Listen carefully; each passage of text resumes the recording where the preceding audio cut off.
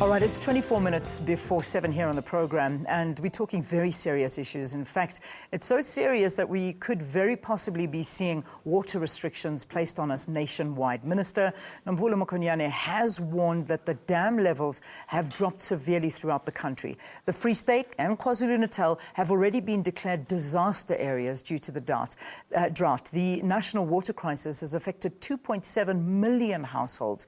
Government has set aside over 350 million rand to deal with the drought through the country. The Minister is in studio with us now. It's good to have you. Thanks so much for being with us. Thanks, Leah. Thanks for the platform. So, Minister, my first sentence into the interview was that we're heading to a situation where there is going to certainly be nationwide water restrictions. How far away are we from that? Already we have a number of municipalities that are now introducing water restrictions.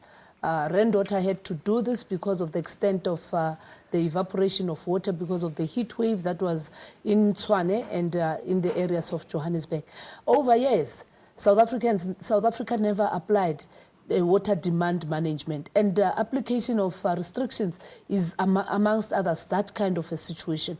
You need to divert and store and make sure that you redistribute, and therefore you can't have a forever supply that does not actually provide an opportunity for maintenance, an opportunity for refill, but an opportunity for everybody to appreciate that this is a scarce resource that has to be utilized properly. Municipalities also have to enforce bylaws. I was just sharing with you now that in California, the city of Beverly Hills has actually been fined an amount of $61 million for failure to enforce bylaws. Here in South Africa, we have just cited the city of Emfuleni for failure to maintain their water treatment plants, where sewer is now spilling into the Vaal River system.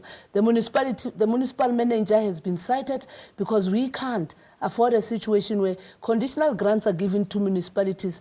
Municipalities are expected to do maintenance for every infrastructure they have, and they fail to do that. We are reviewing our laws, but we must also deal with behavioral change. Restrictions help to replenish. Yeah. How are our water levels looking? I mean, where are we at right now? We're not where we're supposed to be in terms of the dams, because dams are running almost dry. And we also have some of the dams that do have sufficient water, but they are located in areas where they are not needed. And hence, we are now putting a lot in terms of the construction of water storage facilities, huge tanks that would have to move to areas that are supplied, for example, in KwaZulu-Natal by Hazelmere. You rather have storage capacity that can then be used to distribute for both eThekwini and iLembe.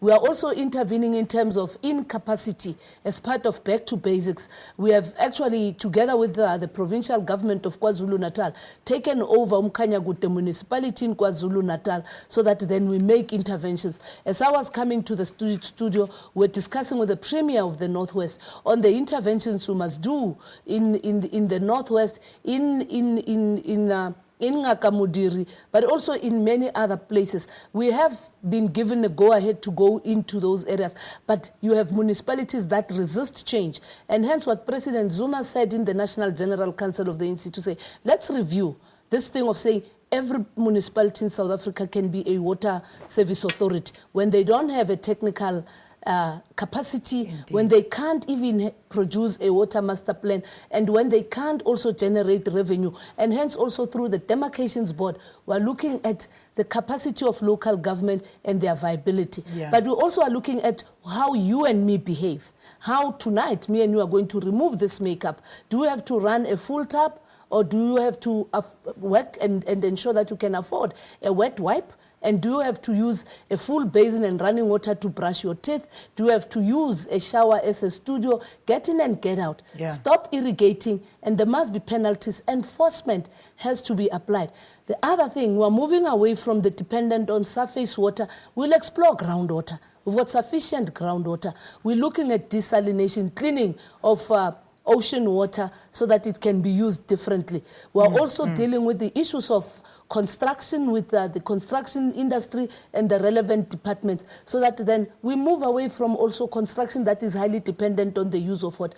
In the environment of this heat, you have to mix cement and sand and build. You can find other means to build a wall. So it can be business as usual. South Africa has been too comfortable in not managing our water services properly. And yet, we are a water scarce country. We rely on water basins that we share with other countries. And hence, we need peace and stability in Zimbabwe. We need peace and stability in Lesotho. We need cooperation with Mozambique and Swaziland so that then we can draw water from Zambezi through Zimbabwe. We can extend the work we're doing, not only for Gauteng, but for KwaZulu-Natal and the Free State through the Lesotho. So all of us must appreciate that this is a global issue. It needs to start with me and you, but it also has to be a thing that we appreciate. It can be business as usual. Things must change. Let's just take a quick break. And after this, we've also brought Tietzi into the studio, and he's just going to give us a bit of an update as to the rainfall patterns, what we can expect in the near future, or if we can expect it. Stay tuned. We've got more ahead.